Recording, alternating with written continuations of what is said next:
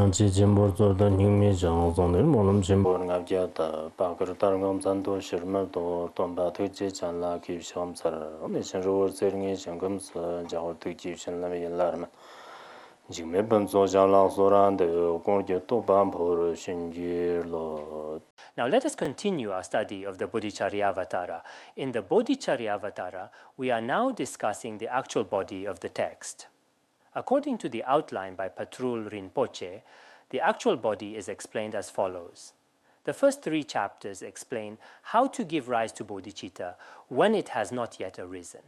If bodhicitta has not yet arisen in our mind stream, these 3 chapters offer the instructions to help us generate it. Then, the middle 3 chapters explain how to stabilize bodhicitta once it has arisen. The final 3 chapters, which are chapters 7, 8, and 9, explain how to prevent bodhicitta from being lost after it has arisen. The very last chapter teaches how to dedicate all the accumulated merit to sentient beings. Thus, the text is explained through these 4 aspects. According to this explanation, the first chapter is mainly for those who have not yet generated bodhicitta in their mind stream. It teaches the methods to give rise to it in their minds. Why do we say this? First, we need to understand the qualities and benefits of bodhicitta.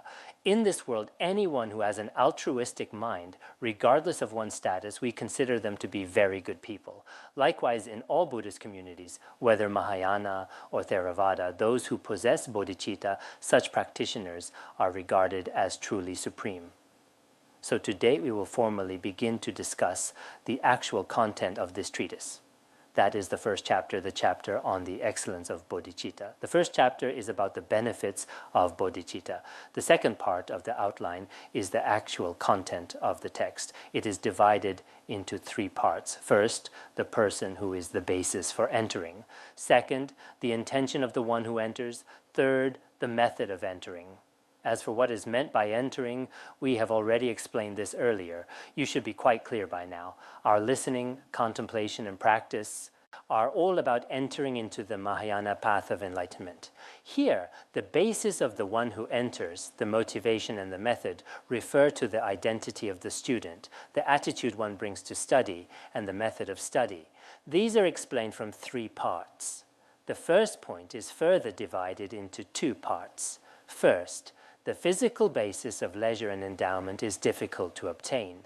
Second, the mental basis, a virtuous mind, is extremely rare. So the person who is the basis for entering is explained in these 2 parts. First, what does it mean, the physical basis? Because we are about to discuss the true qualities of bodhicitta, we need to understand what kind of basis is needed and how to generate this bodhicitta in one's mind stream. This is analyzed from 2 perspectives. First, our physical body, whether it can serve as the basis for bodhicitta, then whether our mind can serve as the basis for bodhicitta. These 2 points are very crucial. Because if bodhicitta lacks a proper basis, how could it possibly arise? It would be like tall buildings could not exist if the earth did not exist. They would be castles in the air. Similarly, to generate bodhicitta needs a proper basis. In Patrul Rinpoche's general exposition of the ornament of clear realization, he analyzes the relationship between what depends and what is depended upon. He also uses different viewpoints from different schools. If we are able to study it next year, we'll talk about the 10 factors that illustrate omniscience. The first one is the generation of bodhicitta. Within the topic, it specifically discusses what bodhicitta depends on and what depends on it. Especially when explaining the mental basis of bodhicitta, there are various Mahayana viewpoints, including those of Nagarjuna, Tokme Zangpo, Indian masters, Tibetan masters, and so on. Many masters held differing positions and debated on this topic. But for this teaching, we are not focusing on theory. Among the 4 types of treatises, as we mentioned some time ago, this treatise is mainly about the methods of mind training. It is a compendium, which is also called a practice manual. Therefore, except in the wisdom chapter, theoretical analysis will not be elaborated on. For today's teaching, we first need to understand what kind of basis is needed to obtain bodhicitta. Bodhicitta is obtained by relying on a human body. With a human body, we can give rise to bodhicitta easily. Without a human body, other bodies such as the bodies of gods and nagas, according to some scriptures, can also be the basis for bodhicitta. However, other bodies are not considered very excellent. It is only said from the perspective that bodhicitta can be generated. Besides the human body, other bodies are not considered qualified. This point is described in the root verses of the Bodhicharyavatara. I hope that those of you who have just entered the Dharma and those who have already entered but not studied the Mahayana teachings enough should study earnestly this time. In the process of studying, you should be able to distinguish which are the root verses and which are the commentary.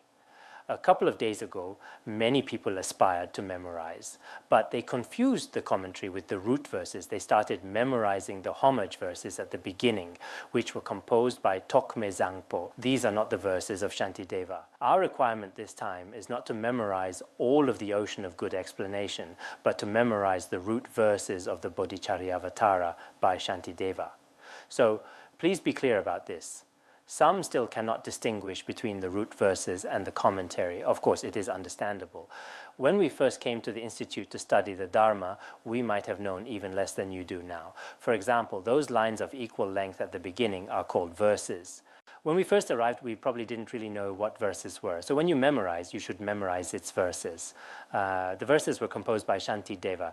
I encourage you to memorize them. It's best to memorize the entire text. But if that is difficult, please at least memorize the first 4 chapters. In many Tibetan monasteries, some little novice monks would do so. For example, in my monastery, there are now more than 30 people. Most of them are children.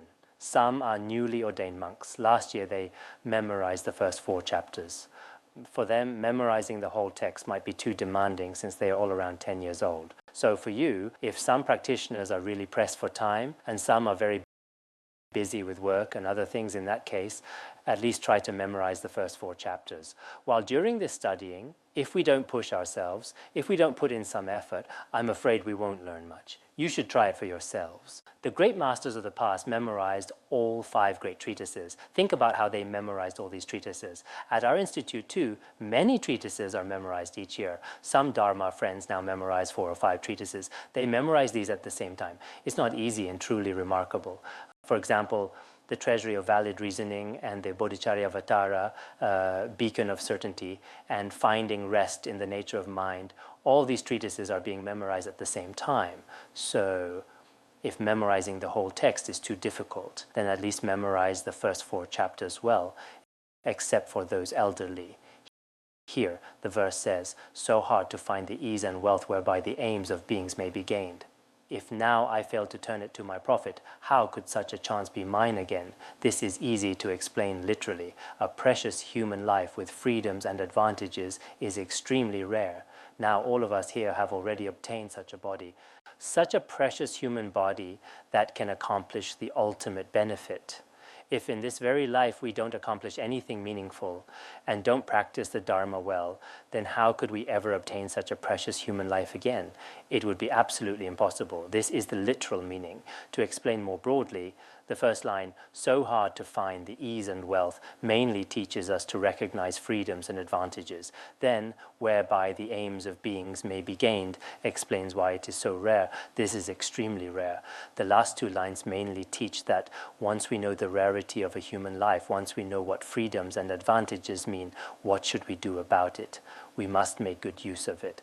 If we don't make use of it, it would be extremely regrettable. The last 2 lines mainly explain this point. Therefore, as practitioners, we all should reflect carefully on this rarity. How should we reflect on it? This mind of bodhicitta is truly something that no wish-fulfilling jewel can compare with.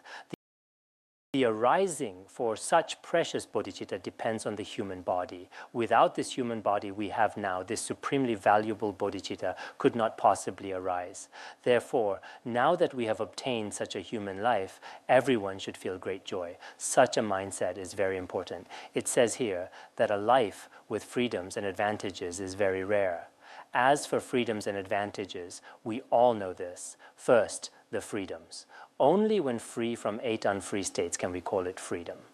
Freedom means being free from the 4 non-human states of rebirth and the 4 human states. We must be free from all of these. For example, if we were born in the hell realms, there would be suffering from cold and heat with absolutely no opportunity to practice. If reborn as a hungry ghost, we would constantly suffer from hunger and thirst, so practice is impossible. If we were reborn as animals, we would suffer from ignorance and servitude, also with no chance to practice.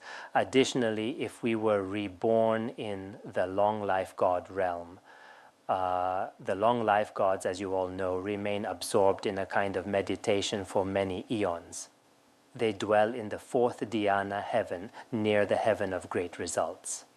In this long life God realm, they always abide in a state of unconsciousness, so there's no opportunity to generate thoughts or practice the Dharma. These four are called the four non-human states. If we were reborn there, we would have absolutely no opportunity to practice Dharma. So all of you listening to the Bodhicharyavatara this time, think about it yourselves. Have you been reborn there? You haven't been reborn in hell as a hungry ghost, as an animal, or as a long life God. If we had been reborn there, we wouldn't have today's opportunity to listen to the Dharma. The unfree states have been avoided. We already have obtained freedom. We have these four kinds of freedom. Then let's analyze the situation in human realm. What should we do if we had been born in a remote borderland where even the name of the Dharma doesn't exist, where Dharma doesn't flourish at all? In some remote regions, Buddhism is seen as deity worship or theology. There, people treat Buddhism as something very odd and strange. People in such remote places can't even hear the names of the three jewels. Some, though born in a central land, but their surrounding know nothing about Buddhism. This also is considered remote. If we were born into such circumstances, we would have no opportunity to practice Dharma at all. Then, though not born in a remote place, if the time when we're born is during a dark eon, that no Buddha has appeared, then we would also have no opportunity to practice Dharma, even if born in a place where a Buddha has appeared. But if wrong views have arisen in our mind stream, then we cannot accept Dharma teachings. Because after wrong views arise, we won't believe in the practices and teachings of Buddhism. Even if we haven't developed wrong views, if our mind is very dull, what we now call mentally impaired, practice is unreachable. These individuals are extremely incapable. For these individuals, no matter how we teach them the Dharma, they simply can't think. Their minds are really dull. If we were born as such people, we would have no chance to practice Dharma. What I just explained is human states that lack freedom to practice. In such cases, there is no opportunity for practice at all. So first, we must recognize what freedom means in freedoms and advantages. Freedom means having leisure and chances. This time, I very much hope those listening to the Bodhicharyavatara put effort into your study. I might explain some worldly principles a bit, but more importantly, I hope you understand Buddhist concepts well, like what freedoms and advantages mean, and what it means to enter the Bodhisattva path. You must clearly understand basic Dharma knowledge and Buddhist terms. If you don't even understand this, then it will be very difficult to communicate with Buddhist practitioners. If you use only modern worldly language, many Buddhist principles simply can't be expressed. Now, some Dharma teachers completely water down Buddhism into worldly teachings, but this way, some Buddhist principles simply cannot be taught. If you use scientific terms, modern psychology, chemistry, or physics to replace Buddhist terms, I think it's unrealistic. Therefore, we as Buddhists, on the one side, should teach Dharma in simple, accessible ways. This is very important. At the same time, we shouldn't dilute it too much either. We must clearly understand basic Buddhist terminology.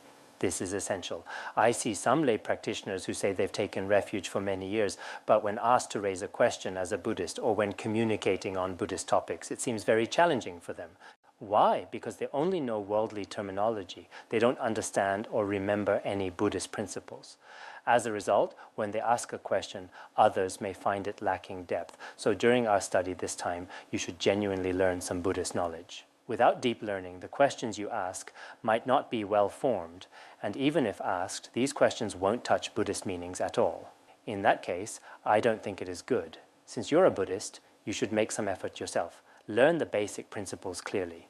This is very necessary. So just now I've already introduced what freedom means. The following verse is from Letter to a Friend. As it says, hell beings, hungry ghosts, and animals, remote regions, and long life gods, wrong views, no Buddha appearing, and mental impairment. These are the 8 unfree states. Having eliminated these 8 unfree states, one has what is called freedom. I have just explained what freedom means. Obtaining this precious human body, I think all of us listening to the Bodhicharyavatara, however many there are, should examine ourselves. Patrul Rinpoche says, in the words of my perfect teacher, that practice needs causes and conditions. Even making tea on the road requires various conditions to come together. So too, our practice. Check if you're free from the 8 unfree states or not. Examine yourself carefully and in detail. Recently in the morning, we ask everyone to cultivate Bodhicitta. During the meditation of cultivating bodhicitta, some say they don't know how. You should not just close your eyes and contemplate that everything is empty. When cultivating bodhicitta, there are many teachings to contemplate. Contemplate well what I teach every day. This is practice itself. Check if you're free from all 8 unfree states, the 4 non-human states and the 4 human states without opportunity to practice. Are you free from all of them? In the morning, carefully think through each one. This is called practice. If you contemplate like this, thinking for a long time, gradually, your mind will attune to the Dharma and your practice will progress. The first point I've introduced is being free from the 8 unfree states. The second point is having the 10 advantages complete. 5 individual advantages and 5 circumstantial advantages. First, the 5 individual advantages. We must be born as humans. We must be born in a central land where Buddhism flourishes. We must have complete faculties and have faith in the Dharma. Our actions must not be perverted. These are the 5. What does it mean to be born human? To cultivate bodhicitta, human body, is definitely the best vessel. If you can't even obtain human birth, you truly have no chance to practice Dharma. Look at yaks or other intelligent animals in the world. No matter how smart, they can't even recite one Avalokiteshvara mantra. This is very clear. Then we must be born in a central land where Buddhism flourishes.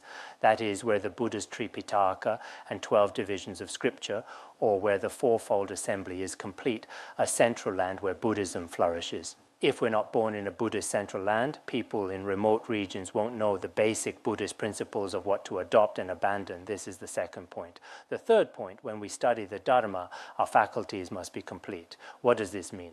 Eye faculty, nose faculty, ear faculty, and so on. These must be complete. If your ear faculty isn't complete, there is barely any chance for you to receive a Dharma teaching, whether through listening to recordings or any other means. If your eye faculty is not complete, you can't see Dharma teachers teaching on TV screens. You can't see books either. None of these will work. If the nose faculty is not complete, does it affect listening to Dharma?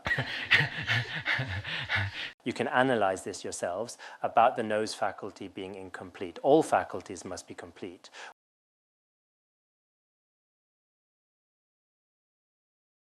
What I just said is having complete faculties. Next, actions not being perverted or not involving a conflicting lifestyle. Many commentaries say not having committed the 5 heinous crimes. For those who have committed the 5 heinous crimes, after death they will immediately fall into Avicii hell with no chance for liberation. This is one way to explain not involving a conflicting lifestyle. Regarding actions not being perverted or a conflicting lifestyle, there is also another way of explanation. For example, someone was a genuine practitioner before, but later developed wrong views and disrobed or stopped practicing Buddhism properly. This is called someone with perverted actions or a conflicting lifestyle. Then we need faith in Buddhism. Without faith, though Buddhism is inconceivable, you can't taste its sweetness at all. These are called the 5 individual advantages, which depend on oneself to be complete. Then the 5 circumstantial advantages. First, a Buddha must have appeared. If no Buddha has appeared, then we beings, though born in this world, would have no way to understand Dharma principles. This is one of the 5 circumstantial advantages. Then it's not enough that a Buddha appeared. If the Buddha hasn't taught Dharma, for example, if great masters just stay in retreat in caves every day and don't meet anyone, then no Dharma teachings can be taught. The words of my perfect teacher also says that Atisha's guru came to Tibet, but because his translator had already passed away, his Dharma activities in Tibet region weren't very extensive. So if some spiritual teachers don't teach Dharma, then beings may not receive much benefit directly. So Buddhas and spiritual teachers must teach Dharma, then the duration of Dharma teaching. For example, if the Buddha's 5,000-year teaching period has ended, or if a spiritual teacher's time for teaching Dharma has passed, and afterward there are no Dharma texts, no recordings, nothing at all, still we cannot practice. For example, such and such guru previously taught certain teachings here, but now there's nothing left. Then beings might not receive any benefit directly. Next, though a Buddha has appeared, Dharma has been taught, and the time hasn't passed. If you yourself don't have faith, still you obtain no benefit. No matter how vast the ocean of Dharma is, you might be right beside it, yet not drink even a single drop. It would be useless for you. So you must enter the Dharma. Many people in the world don't learn the Dharma. The Dharma is supremely excellent, yet thousands upon thousands of people just look at it distantly, not experiencing it themselves at all. This also happens. This is the fourth point. The fifth point: being accepted by compassionate teachers, or having favorable conditions like Buddhist patrons. As some commentaries say, after we've entered the Dharma, we must be accepted by compassionate spiritual teachers. If not accepted by spiritual teachers, we have no way to know what to adopt and abandon. These are called the 5 circumstantial advantages, which depend on external conditions to be complete. We just discussed being free from 8 unfree states and then having 10 advantages complete. That's 18 conditions altogether. Among these 18 conditions, for example, not being born in remote regions where Dharma is unheard of actually means being born in a central land. Also, if you're not born mentally impaired, you actually have complete faculties. And if you haven't developed wrong views, you actually have faith in the Dharma. So these points do not contradict each other. Some people think, look, among the 8 unfree states, when you look at them from another point, they're actually the 10 advantages. Quite a few Indian masters also address this. Master Buddha explained it this way: this doesn't conflict. Why not? The 8 unfree states that we should avoid are explained from the perspective of negation. Then the 10 advantages, 5 individual and 5 circumstantial, these 10 advantages are expounded from an affirmative perspective or from a constructive perspective. One is from a negative angle, one is from a positive angle. For example, not being born in remote regions is actually stated from a negative perspective. Then being born in a central land is stated from a positive perspective, so there's no conflict. So previous masters explained it this way. The commentary just quoted Nagarjuna's teaching, as it says, born human with faculties complete in a central land, actions not perverted, with faith in Dharma. I've already explained this. You should understand. Buddha appeared and taught the Dharma, teachings remain, entered the Dharma path with patrons. This verse contains 10 advantages altogether, also called 5 individual advantages and 5 circumstantial advantages. Being a person with complete male or female faculty, a person must have the true characteristics of a human. If born as a pandaka, one does not have the full functions of a human. Their body is not capable of serving as the basis for all paths, merits, and precepts. Therefore, we need a human body with complete faculties, born in the central land in terms of geography. Among geographically central lands and other central lands, it must be a geographically central land. This is the second. The third, eyes and other faculties complete and intact. The fourth, avoiding the 5 heinous crimes, thus actions are not perverted. Here it means avoiding the 5 heinous crimes. Actions not perverted, Tokme Zangpo explained it this way: having faith in the Tathagata's Vinaya, thus called faith in Dharma. Faith in Dharma here means faith in the Tathagata's Vinaya teachings. Since the root of all teachings is discipline, the Vinaya is the root of all teachings. So we must have faith in the Tathagata's Vinaya. Some people think, I practice Tantra or I practice Mahayana, thinking individual liberation or Vinaya isn't very important. If you think this way, you might lack one of the 10 advantages. There are explanations about this. These above are the 5 individual advantages. Next are the 5 circumstantial advantages. A Buddha has appeared in the world. taught the Dharma because there are beings who have realized the truth. The Dharma remains in the world. Without beings who have truly realized the truth, the Dharma couldn't remain in the world. This is the third point. Those realized noble ones expound the teachings, so those with karmic connection can enter the Dharma. With the teachings of spiritual masters, those fortunate ones can enter the Dharma. Having patrons who provide necessities, patrons are also very important. Without patrons, all practitioners or monastics couldn't survive without life necessities. There would be difficulties. This aspect differs from the words of my perfect teacher in finding rest in the nature of the mind, but these differences are not contradictions. Where there are differences, don't just think they're contradictions, because the Buddha's scriptures differ in many ways. Precisely because they're different perspectives, we can clearly explain all phenomena in our world.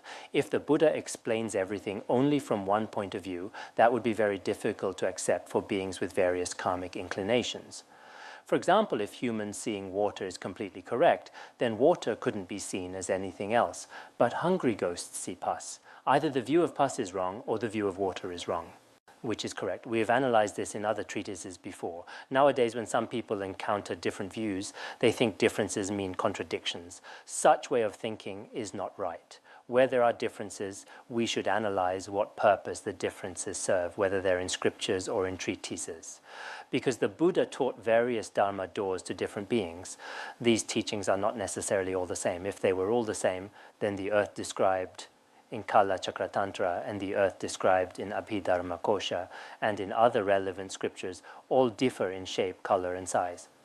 Which is right, which is wrong? This would be very difficult to say because beings have countless varied karmic perceptions, so there are different teachings accordingly. For example, though my observation, if I conclude one is completely good, what I say might not be right. To me, this person is completely good, but others might think he is bad. This happens. So what I just said, definitely a good person, that is definitely not right. This refers to compassion for benefiting others. These 5 are circumstantial advantages. Because of having these 10 characteristics, the 5 individual and circumstantial advantages just mentioned, they are called complete advantages. This body with 18 qualities is truly extremely rare to obtain. I very much hope you will examine this carefully.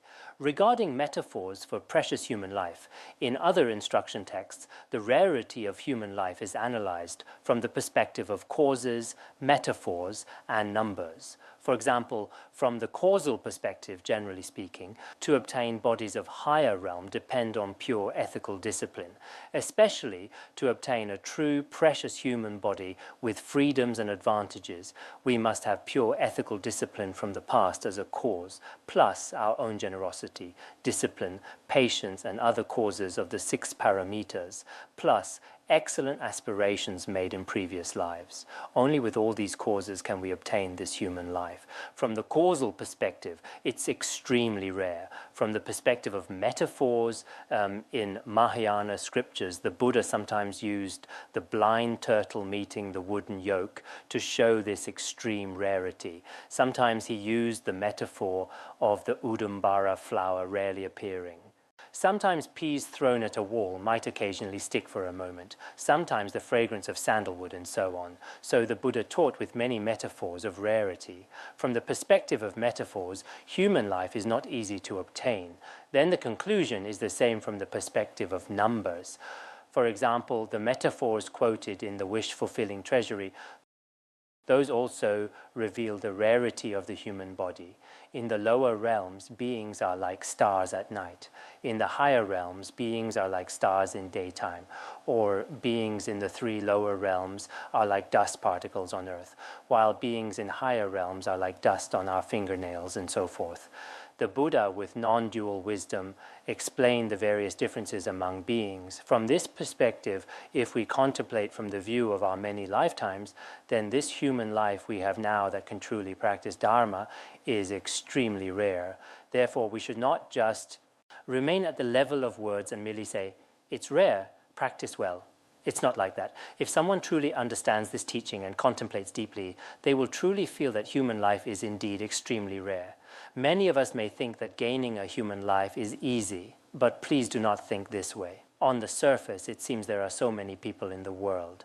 Right now, the world's population is very large. In the past 50 years, the number of people has grown a lot. So it looks like there are more and more people everywhere. But as some Buddhist texts say, just as it is described in certain treatises, most people are just ordinary or may not understand the Dharma. They do not actually have a human life with all the freedoms and opportunities. Very few truly have the chance to practice the Dharma, for example, in a big city with 1 million people. How many have taken refuge in Buddhism? If there are 100 people who have taken refuge, then among them, how many have truly developed renunciation and bodhicitta? How many are sincerely practicing or truly following the Buddhist path? You can think about it. How many people would that be? From this perspective, having a human life with all freedoms and advantages, as we just discussed, being free from the 8 unfavorable conditions and having the 10 advantages is truly very rare. So for all of us present here, and for you receiving the Dharma in different ways, I hope you do not just remain on the words, a human life with leisure and opportunity is hard to find. Anyone can say this, people can talk about it very well, and everyone can say such things. But how many of you truly reflect on this in your hearts? You should not just think about it, but also have a deep personal appreciation of this truth, to really feel in your heart, it is truly rare to have a human life. Now that we have this precious human life, some use an analogy. It is like a blind person who, after great difficulty, finds an elephant. If he grabs the elephant's tail, he will never let go, because he is blind, and this is the only elephant he has. If he loses it, where could he possibly find another? He would not be able to find it again. So after finally grabbing the elephant's tail, he will never let go. He will follow the elephant wherever it goes. In the same way, we should be like the blind person who has found the elephant's tail. Let us all cherish this opportunity and hold on to it firmly. First, it is important to develop a deep appreciation for how rare this human life is. This is truly important. According to the view of Bhutan Rinpoche, the first step is to recognize the freedoms and opportunities we have. In other words, in everyday terms, it is very helpful to raise our awareness and deepen our understanding of Buddhism. If we do not do this, then all kinds of trivial and distracting matters in daily life may use up all our precious time. In a moment, it could all be gone. This is just like the analogy we mentioned earlier about how rare this opportunity is. The Avatamsaka Sutra says it is difficult to be free from the 8 unfavorable conditions. It is also difficult to obtain pure and complete leisure and opportunity. To be free from the 8 unfavorable conditions is truly rare, and then to have the 5 individual and 5 circumstantial advantages, to have all 10 advantages complete, is even more rare. Actually, this scriptural reference is also quoted in the Compendium of Training. It appears in the Compendium of Training. It also mentions that the appearance of a Buddha in the world is very rare. It is also quite rare to be born with all faculties complete. Hearing the Dharma is not easy either, and finding a qualified spiritual teacher is extremely difficult. These points are all mentioned in the Compendium of Training. If you have a copy of the Compendium of Training at hand, or is there a Chinese translation? If it's convenient, you can take a look for reference. The Compendium of Training is a commentary on the Bodhicharyavatara by Shantideva. It explains many of the teachings from the Bodhicharyavatara in greater detail. These points are made very clear in the Compendium of Training. Earlier, we also mentioned a quotation from the Avatamsaka Sutra. You can also find this reference in the Compendium of Training. And similar teachings can also be found in the Avatamsaka Sutra, as well as many other sutras. A person with such freedoms and advantages has the ability to achieve both higher rebirth and definite goodness. This means that now we have obtained such a human life. And since we have this human body, it can help us achieve a higher rebirth in the short term. We can attain the good fortune of being reborn as a human or a god. This is possible by relying on this human life. And in the end, we can also achieve definite goodness. This means the results of the Shravaka, Pratika Buddha, Arhat, and the state of a Buddha or Bodhisattva All of these can be accomplished through this human body. With this human life, no matter which path you follow, whether it is great, intermediate, or lesser path, if you wish to gain the happiness of humans and gods, or the results of the lesser path, you can achieve these by relying on your human body. If you wish to attain the state of Shravaka or Pratyeka Buddha, or become an Arhat or a Pratyeka Buddha who is free from samsara, this is also possible through a human life. If you wish to benefit countless beings, this too depends on having your human body. So, possessing a human life is truly more precious than a wish-fulfilling jewel. In terms of value, it far surpasses a wish-fulfilling jewel, but we may cherish the latter more. We may be thrilled, "Ah, I have a wish-fulfilling jewel." Nowadays, not everyone understands what a wish-fulfilling jewel is. People today might prefer things like luxury cars such as Mercedes or BMWs, but if you never use them, even if you think they are wonderful, still you cannot get any benefit. The same is true for our human life. Nothing in this world can compare to the value of a human life. That's why our guru, His Holiness Jigme Phuntsok Rinpoche, also said in the Heart Essence, "My heart's advice that a human life is extremely rare. Once we have it, its meaning and value are even greater than a wish-fulfilling jewel. All three paths, great, intermediate, or lesser path, can only be accomplished with a human body." There is really no doubt about this. His Holiness also spoke about this when teaching the Bodhicharyavatara. He said that in this very life, not only those of you who are ordained, but even a layperson who has just taken refuge in the Buddha can rely on this human body to attain Buddhahood. How is this possible?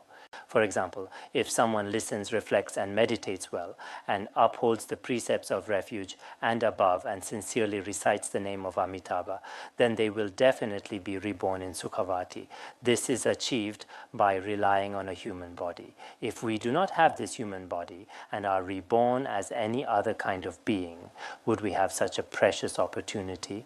Absolutely not. So from this perspective, we should reflect deeply. When we have obtained such a human body, it is best not to waste it. Now that we have this precious human life with all its freedoms and advantages, we must diligently and sincerely practice virtuous dharma. If at this time we do not cultivate virtuous actions that benefit both ourselves and others, even though we have obtained such a human body, if we spend our days just eating, drinking, and seeking entertainment, if we pass our time watching games, playing, and so on, how could we possibly obtain such a pure and complete human life again in future lives? We absolutely will not obtain it if in this life we do not practice well, if we do not make strong aspirations and lay a solid foundation. Will we have an opportunity like today in our next life? It will be extremely difficult. As we all know, in human world, just as it is taught in the 400 verses on the middle way, most people commit negative actions.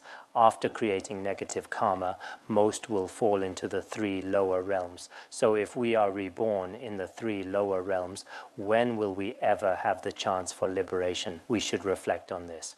Although in some sutras it is said that even without a human body, beings in other forms can also give rise to bodhicitta. But here we are saying, what is the most complete? It is this human body. Among the fortunate realms, we may think that a god's body is also very good. But can it be a vessel to uphold the precepts of individual liberation? Can it practice virtue as we can with our current human body? Absolutely not. The minds of gods are extremely distracted. Therefore, now that we have encountered such a precious human body, we should remind ourselves again and again not to let it go to waste. In this life, I have obtained this human body. Life passes by very quickly. Several decades go by in a flash. This life is like a moment of enjoyment, passing in an instant. If we spend all our time on the 8 worldly concerns, it is truly a pity.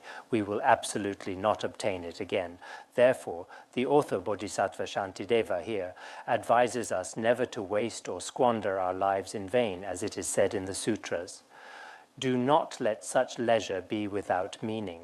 The sutras also teach that we must never waste this wish-fulfilling jewel of a human body. Some treatises, such as those by Nagarjuna, also use analogies to advise us. For example, if we obtain a golden vessel or a bowl made of precious jewels and use it to hold filth, it is truly a waste. Likewise, if we use our human body to create negative karma, it is even more regrettable. The letter to a disciple also says, "Whoever obtain it can cross to the shore of the ocean of birth and sow the supreme seeds of Bodhi. Its merit surpasses even a wish-fulfilling jewel. Who would let such a human life go to waste and bear no fruit?" Here it also says that we have already obtained a human body. By relying on this human body, we can cross over the ocean of suffering and death. We can transcend the vast ocean of samsara. The seed of bodhicitta has already been planted in our mind stream. Its merit and value surpass those of any wish-fulfilling jewel. So, having obtained such a human body, who would want to be careless?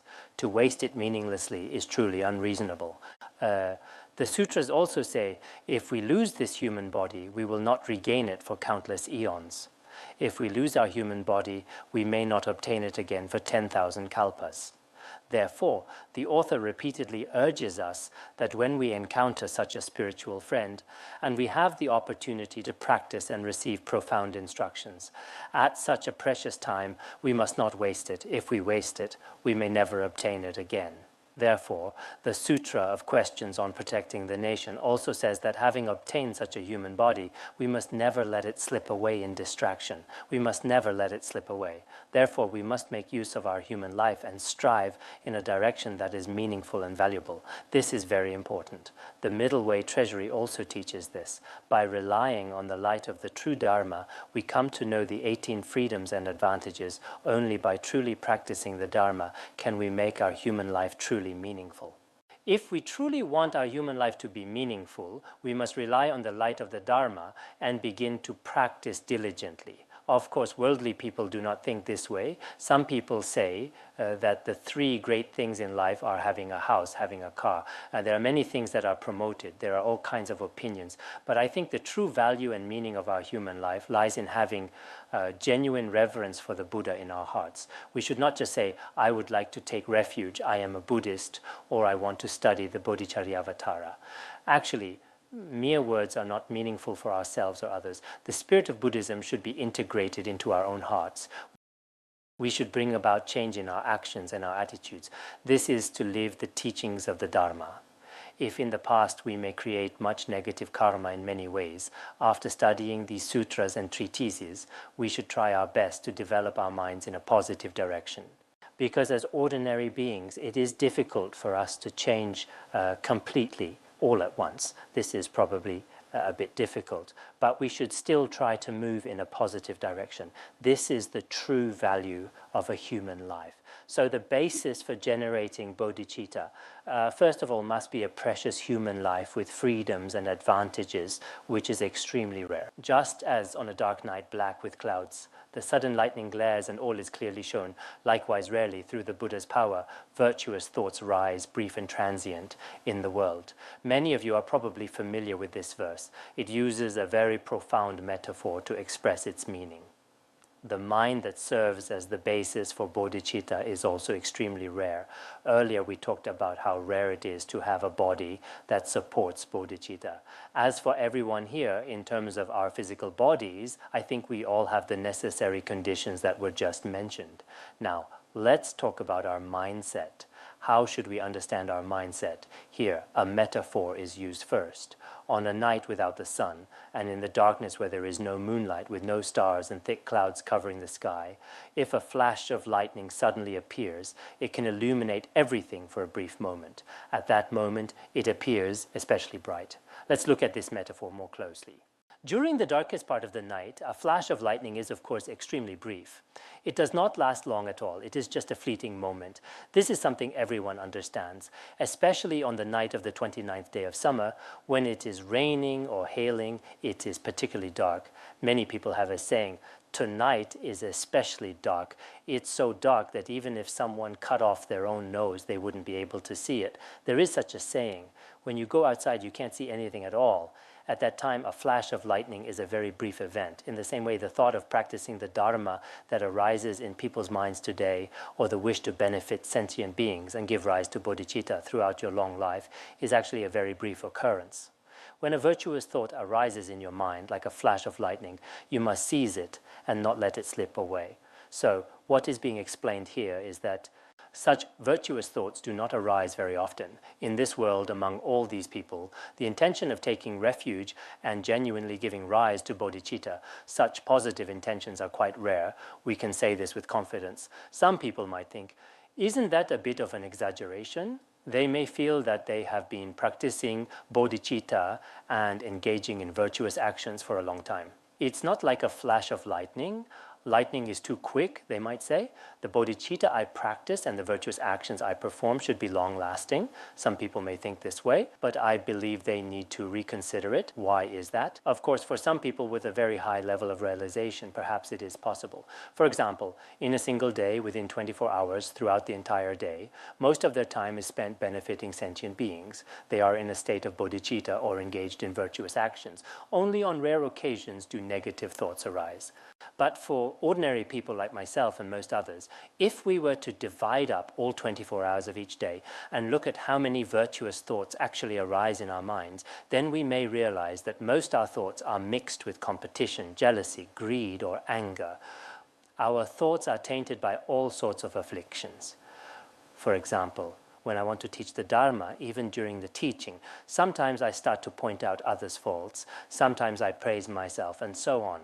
Many afflictions are mixed in. Truly pure and genuinely virtuous thoughts are actually very rare. So, for most of us, some people may already be in their 30s or 40s now. We may reflect in all those 30 or 40 years. How many times in a year have we actually given rise to the virtuous thoughts? Recently, haven't we all been practicing together in the mornings? During these group practices, you can also observe this for yourself. Sometimes when I reflect on my own state of mind, I truly feel disappointed in myself. During the practice, though I want to cultivate bodhicitta, often many other thoughts arise instead of the bodhicitta mind, like how to argue with others, what to say to others. These kinds of thoughts arise. So sometimes I even lose confidence in myself. So if we observe it in terms of time, truly, not just for us, I think those present here are probably a bit better off. We have daily tutoring and teachings every day. Many people spend their time on these things. So even though negative thoughts may arise, there are still opportunities for virtuous thoughts to arise. For many people, the time spent studying the Dharma is very brief. You could say that. Just today, or maybe yesterday, there was a lay practitioner who is also a member of our Buddhist Study Association. She thinks her practice is quite good. But from the time we started studying the Bodhicharyavatara until now, she has basically had no time to read the text. She just listens to the recordings in her car, and this way she completes her daily practice, and she feels that's enough. If it's like this at the beginning, by the time we reach the chapters on wisdom and dedication, I wonder how she will manage if she continues like this. So when it comes to Buddhist practice, for most people, each day is basically, if we calculate, it's maybe about half an hour a day. Just half an hour each day is spent on Dharma. For practice, there is hardly any time at all. But how about for worldly things? She said that at 10 o'clock today, her husband's younger sister was getting married, so she had to go and attend the wedding. She ended up staying there for 5 hours. So she spent 5 hours just sitting in the restaurant. After coming back, she immediately had to go eat with her teacher. That's how her day went. A day went by just in this way.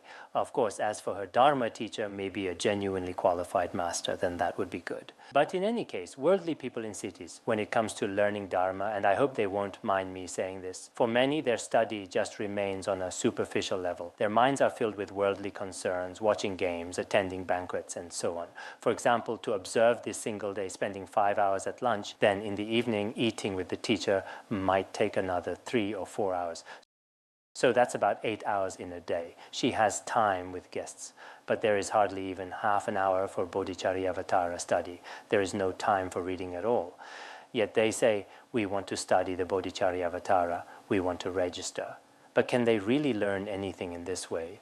If you spent 8 hours a day on the Bodhicharyavatara and half an hour with guests, then I think that would actually be quite good. Because as ordinary people, sometimes we have to spend a little time on these things.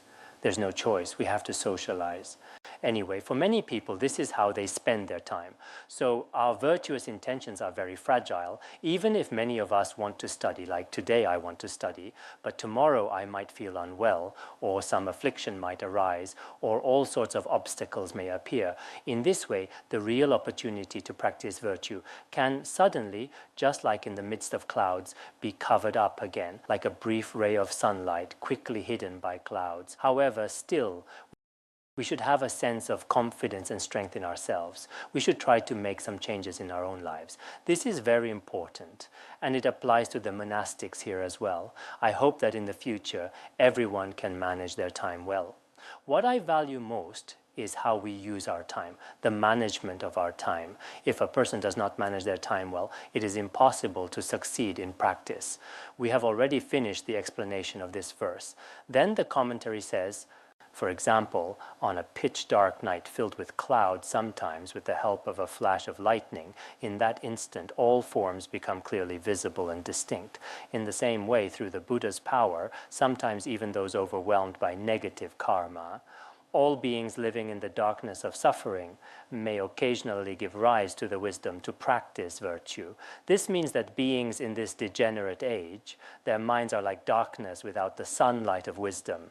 There is no sunlight of wisdom, and there is also no moonlight of study, contemplation, and meditation. At the same time, clouds of negative karma and afflictions gather, continuously covering the sky of our minds. At such times, if you want to give rise to bodhicitta and benefit sentient beings, or develop faith in the Dharma, such positive thoughts, they arise only for a brief moment. If you do not make use of it, if you do not seize this opportunity, then you may never have it again. So this time, for all of you studying the Bodhicharyavatara, I sincerely hope that you will engage in your study. Of course, it's not that you will immediately gain great results in a single day, or that you will change completely right away. That's not possible. Studying the Dharma is not such a simple thing, but gradually your actions will definitely improve.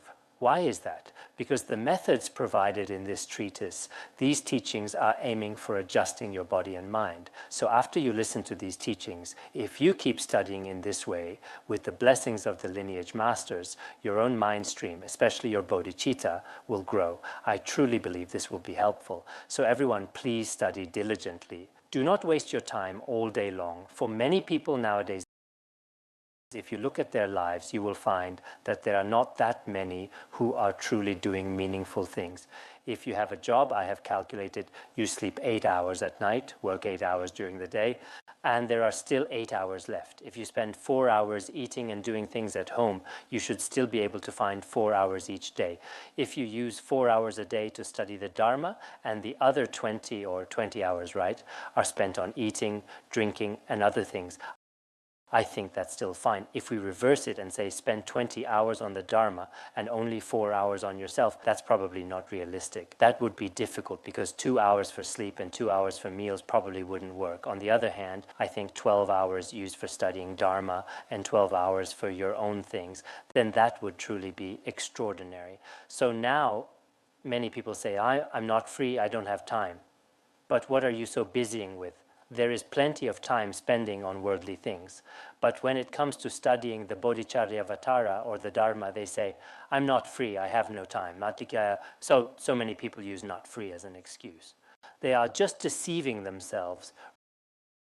Really many people keep saying always, I'm not free, I'm busy. But honestly, I feel there is not something that truly keeps them so busy. It is just that deep down, they lack the inner strength or motivation. In reality, there is no such thing really tugging them from studying.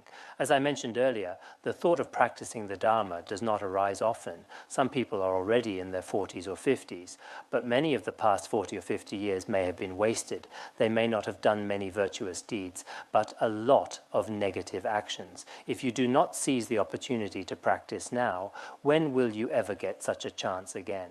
So giving rise to such a thought is truly not easy. Some people develop the wish to become ordained or to take lay vows. Such intentions do not arise without a cause. One reason, as mentioned earlier, is through the power of the Buddha.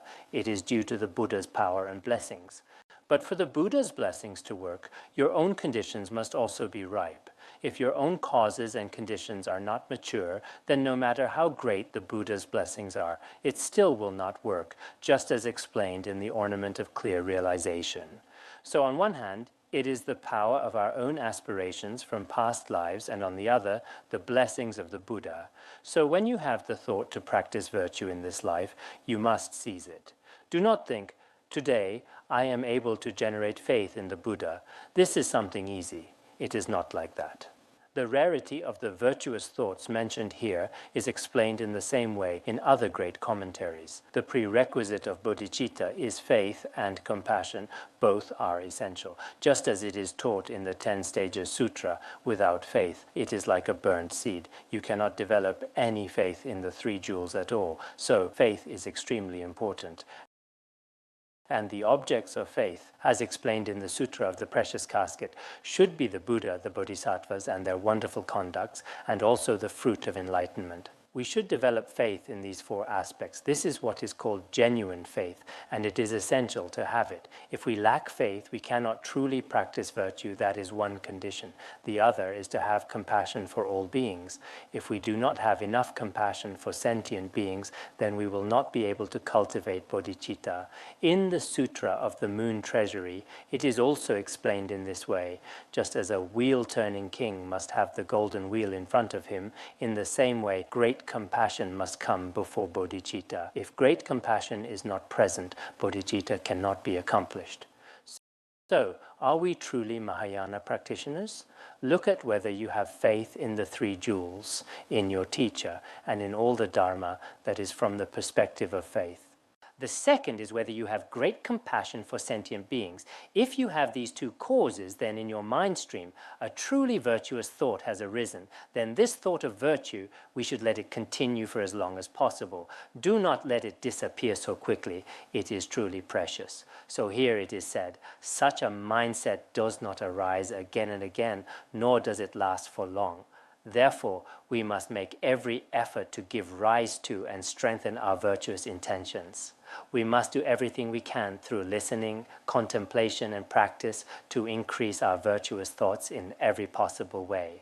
As it is said, with the 2 wings of leisure and endowment, and the eyes that clearly see the results of good and bad actions, we already possess the 18 freedoms and advantages mentioned earlier. The wings of the 18 freedoms and advantages are complete. At the same time, we also have the eyes to discern good and evil. We have the wisdom to see that good brings good results and evil brings bad results. But if we are caught in the net of craving for fame and gain, isn't that just being trapped in the cage of negative karma? Here it says, even though we have obtained a human body and also have the wisdom to discern good and evil, the wisdom eye is already present, but if we spend all our time craving fame, status, and wealth, then we are already trapped in a net. For example, take an eagle. It has both wings and sharp eyes. It could soar freely in the sky, but if it is caught in a net, if it is trapped in a snare, not an internet bar, but a real net, then how could it possibly fly? It is simply impossible.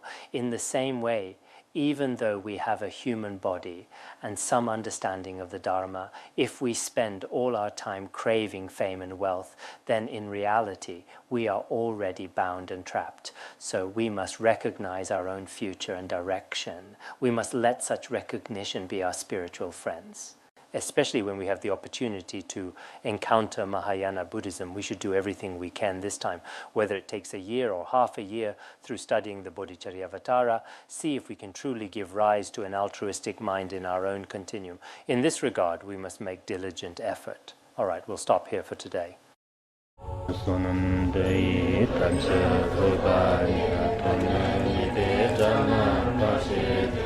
Kirgana jirano chupan chupun tsunen droa droa sho